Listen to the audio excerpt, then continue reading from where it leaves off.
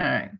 So as far as the paperwork that teachers have to provide, a student portfolio should be kept, or a student file. And in that file, you need to have your WIDA access or screener scores, any notes from teachers or parents, your academic plan for your student, the notification of services and the program that you're providing. If you're collecting portfolio evidence for exiting a student, that information should be included in their file, so you have data to reinforce that that exit before they're actually ready at the 4.7. And then a copy of your exit letter after the student reaches the 4.7 or above, that should be in there. And if the parent should opt out of services, a letter that says they're waiving or refusing services should be in the file. And I've provided here a sample of a data file that you might be interested in using, something around this, the information that's contained in this. That's something similar should be used and kept for your students.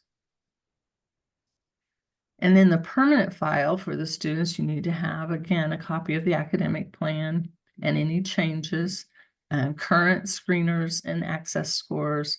If they exit, a copy of that exit letter, and then again, a copy of any waived services letters.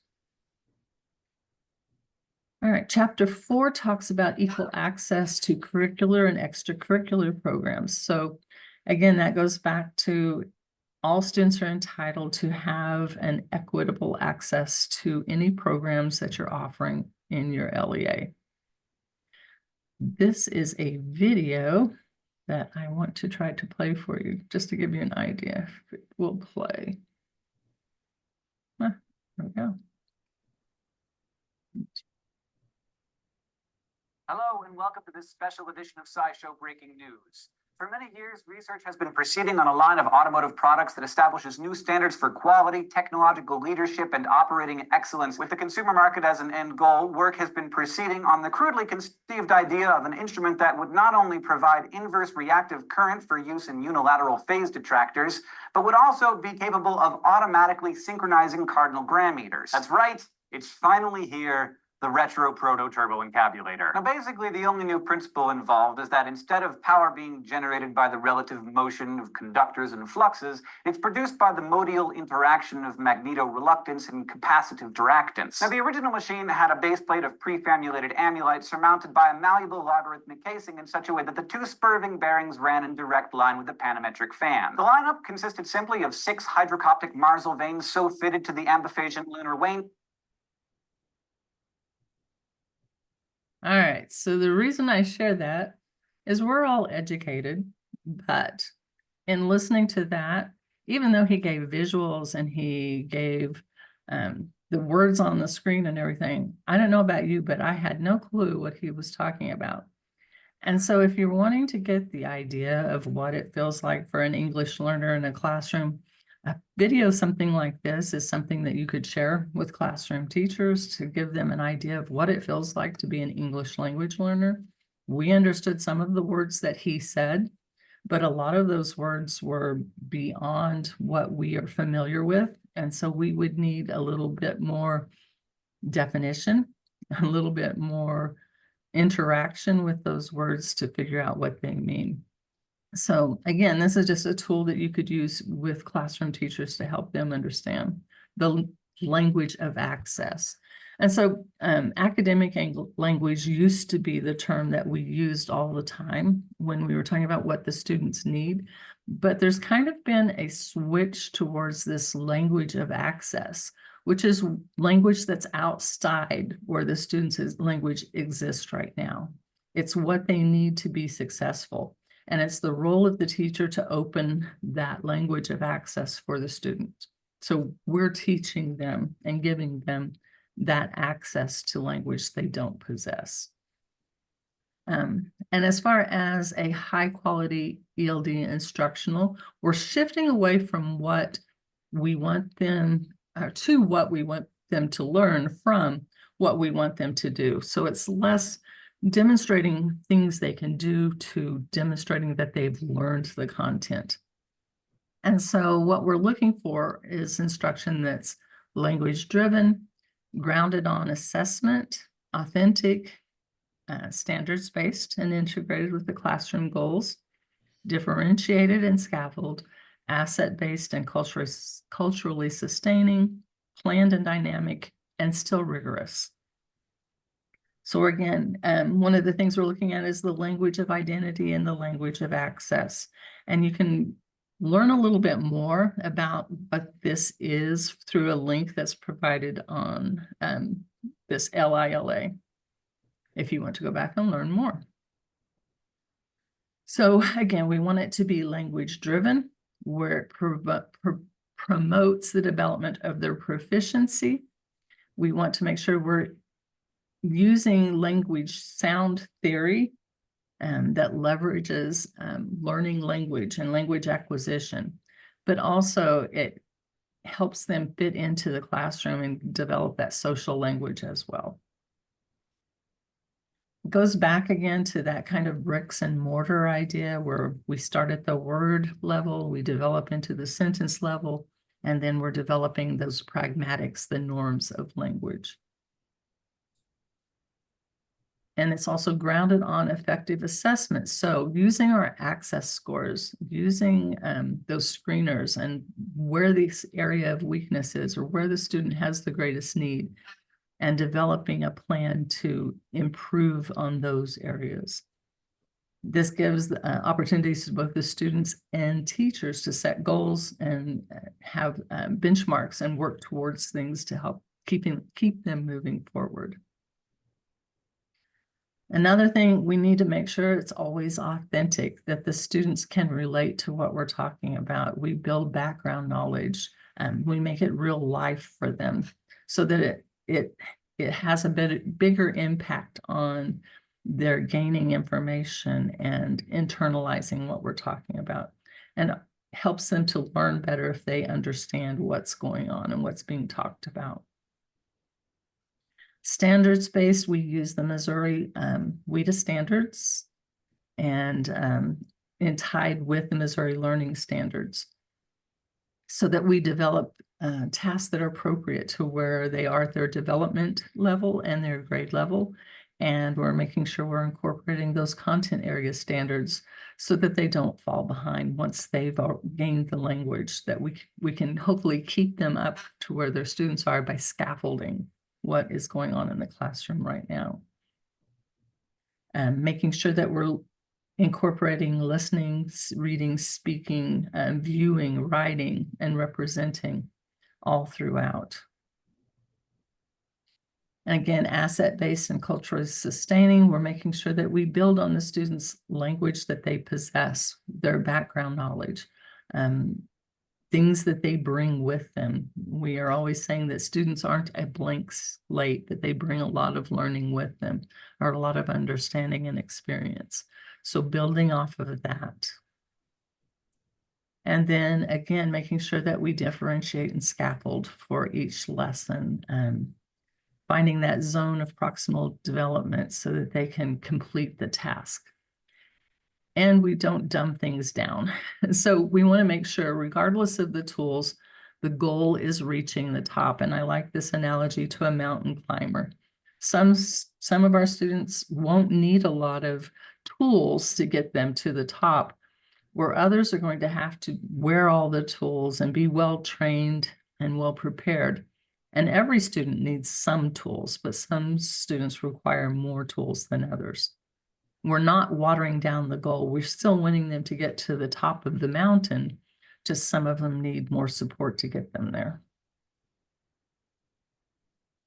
And then our lessons that help them get there need to be planned and dynamic. They need to be carefully developed units and lessons that build on where they are and what they need to get to the next level. And as I said before, we don't water things down. We keep it rigorous. So it should be the same content, but presented in a way that helps them to understand. We don't always have to limit the number of questions and things like that. We need to make better questions that get more to the point So our content needs to be developed in a way that it builds that same understanding, but gives them the avenue and the tools to get to that understanding. All right, then chapter 4 is providing them equal access to advanced courses and gifted and talented programs. This was a big thing last year, and OCR released new guidance that was specific to advanced coursework and special programs for English learners. So there's a link to a document that was newly released. There are 4 tools to help students get college and career ready, or the principles of teaching them how to collect the data and serving them in gifted programs. Then chapter 5 is in creating the inclusive environment and avoiding segregation. And that's been kind of an issue with some of our school districts who were like busing students to one school. And in a sense, that is segregating when we're taking away from their home school. As much as possible, we need them to have the neighborhood schools environment and the ability to be with peers from their neighborhood. If we bus them to another location, that puts a challenge on their parents in enabling them to participate in school programming and things. Some of them don't have the transportation themselves to go to parent meetings and things like that. So if we went by, again, what federal government says, we need to keep them in their homeschool as much as possible and segregate them as little as possible, not have a class where you have the majority of your English learners in one class and very few in any other class. We need to integrate them throughout all of the classes as much as possible. And then again, there are 3 tools for helping to carry this out. Diversity of self-assessment, resourcing to address bullies and harassment, and some self-monitoring information to help make sure you're not segregating your students too much. Then chapter 6 is talking about students with disabilities. And again, some school districts, for some reason, had this understanding that you had to wait 2 years before you could even start evaluating your English learners, which is not the case. And anytime you notice something that triggers an idea that that student may need further assessment, you should start the process. It's not a wait for any certain amount of time. It's ongoing as soon as you see the need. And again, there are tools for this as well, accommodating how civil rights collects the information, developing an IEP for a student with a disability, looking at the difference between language and disability, and then how you referral. Missouri, actually, I worked with our special ed directors, and we updated our guidance on English learners with disabilities. And you can find that documentation linked here at the bottom of the screen, so you'll have an updated. It even talks about how you can exit the student before they reach that 4.7, which some of them may not reach in their school career. So it gives you another avenue on helping you understand their needs and how to get them through the program.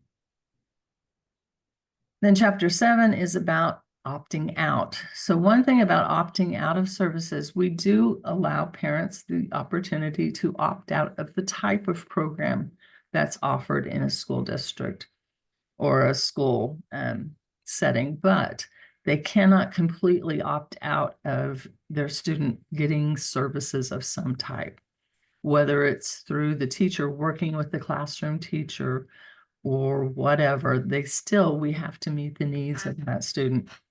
And the student still has to be assessed annually until they exit the program. And so the parents you should be having a conversation with the parents who have opted out annually to tell them where their student is, what progress they've made, and whether or not they still qualify for services, and give them that opportunity to let them participate if they have changed their mind. So again, there are 3 tools to help you understand opting out and And one of them is that parent notification letter, and then a sample notification of opt-out services. So it gives you some resources for that situation as well. Then chapter 8 is monitoring and exiting. So after the students have reached that 4.7, or they have through portfolio been exited, we still have to monitor them actively for 2 years to make sure they're continuing to make progress in the regular classroom. After that, after those 2 years, they're monitored for 2 additional years, but you don't have to do any paperwork or active monitoring. It is just for federal reporting. And so the federal government watches them 2 additional years to make sure they're making progress. And again, there are 4 tools to help you with that monitoring process and for self-assessment of how you're doing. Chapter 9 is evaluating the effectiveness of the EL program in a district. So, as I said, every year you should be evaluating your EL program to make sure it's meeting the needs of your students and that your students are progressing.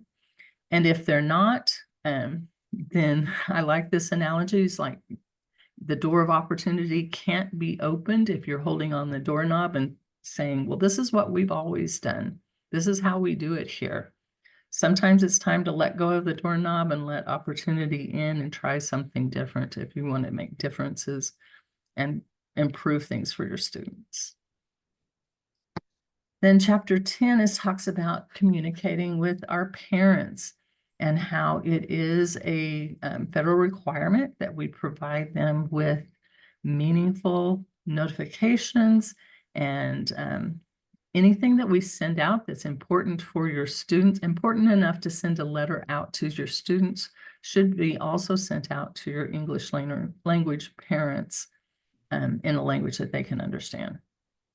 So any important documents should be translated, or the students should have the ability to have someone explain them to them. It's hard for me to understand how we can punish a student for something that's in our student handbook if the student handbook isn't in a language that the parents can read and understand.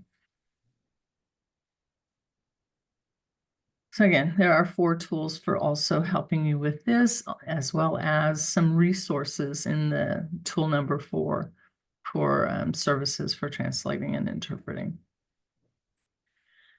There are, in addition to this English Learner Toolkit that I just went through, there's also an OE, Office of English Language Acquisition resource page that provides other resources that you can share with parents that you can use in your district. Many of the resources there are translated into several different languages, so there are things that you can send to parents. There's also a family toolkit that they just updated last year that's very intensive, and it also comes in several different languages. You can share things from it with parents. They also have a lot of infographics that you can print and send out with parents that are wonderful and kind of explain the EL program and what services are. So if you have parents who are considering opting out, there's some really good things that you can share with them to let them know what the program's about and why their student would benefit from being in a program. Sometimes it's just that maybe they're undocumented and they're afraid of being recognized if they're put into a program like this. But we always tell families that schools are a safe place, and like ICE can't come in and take you out of the school. They're prohibited from entering the school. So we're considered a safe place for them. So that isn't a big concern for them at that time. There's also a newcomer toolkit that deals specifically with students who are brand new to the country and need some additional guidance. And it gives you several chapters of different ways to work with them and meet their needs. And then at the bottom, there's a link to the DESE ELD webpage where I have several different things that tell you how we meet the needs of our English learners in Missouri, with also links to, like I said, that updated special ed document is there. links to our language use survey, and a lot of this other information that we talked about more in depth and how it applies specific to Missouri. There's also a link to our EL assessment page on that page as well. Also syllabi literacy information. So if you have a syllabi literacy program, we really encourage you to get your English learners involved in that, because if they speak their home language and they're learning English, they can tie those together to take assessments and get their syllabi literacy when they graduate based on learning English. As far as professional development here in our state, there is a DESE calendar that is provided in this link. And if you click on the agenda view for this calendar, it lists everything that's coming up. And I put all of the upcoming webinars and trainings that we have as far for English language development on that calendar. We will be having a facilitated WIDA workshop on writing this year. I believe it's in the end of October. So that will be on there. I also link all of our EL check-ins, which will continue this year. They're on the fourth Monday of each month at 3:45. Those are all recorded. You can go back and watch them from the past 3 years. And they talk about hot topics, things we get a lot of questions on, and give you guidance on that.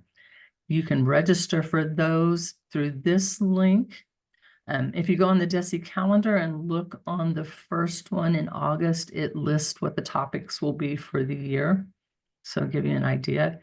Once you register with this link, you can watch them all year long through the same link. We also have a federal programs conference, which is in November, the 18th and 19th in Tantera. Registration has not opened for that yet, but it talks about Title III programs and kind of the rules and regulations. And we also have breakout sessions that are specific to English language learners at that conference. And every year I pay for our state to be involved in the WIDA self-paced e-learning. And you can access that through the secure portal. I think there are currently 12 different learning opportunities involved with that. It's all self-paced. You could do it by yourself. You could do it with a group. It could be like a study group for professional development and ongoing if you picked one of the topics. And it's not just for EL teachers, it's for content teachers. Any teacher in your school district can attend those and do them through the self-paced learning. Some of them are ELs in social studies, and there's ELs in math and science, ELA. So it's broken down into several different content areas and things that might be of interest to your teachers. Another resource that I developed was this new ELD coordinators and teachers wakelet, which walks you through how to get set up with your WIDA account, the first steps in setting up your program, and just some other things that new EL teachers and coordinators might need to know all in one place. It also talks about how to set up a lesson plan and how to work with students in some of the content areas. So anything that I come across that I think is beneficial to someone new, I try to add to this wakelet. So you can visit back more than once and see what's there.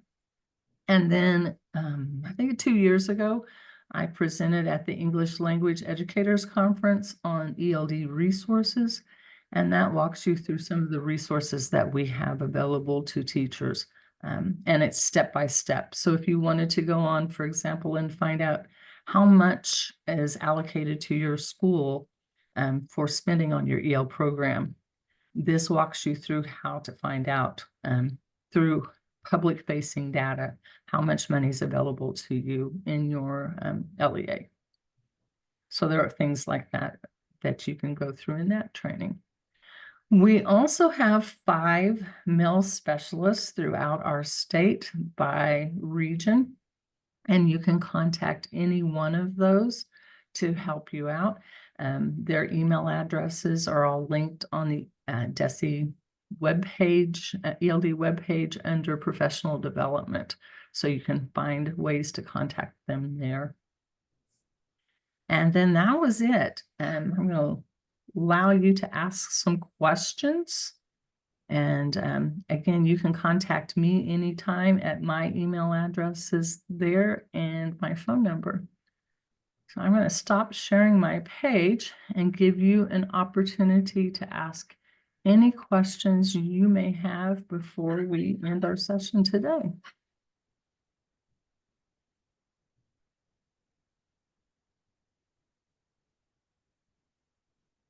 You're free to come off mute if you have a question or put it in the chat.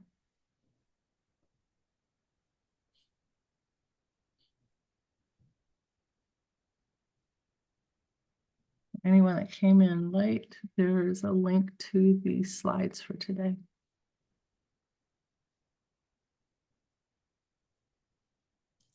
I know that was a lot of information, but hopefully that gives you some resources to go do some investigation and find out more on your own.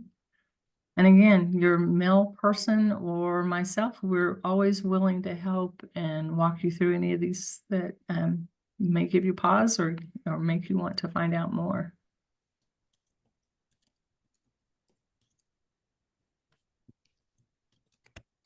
Any questions?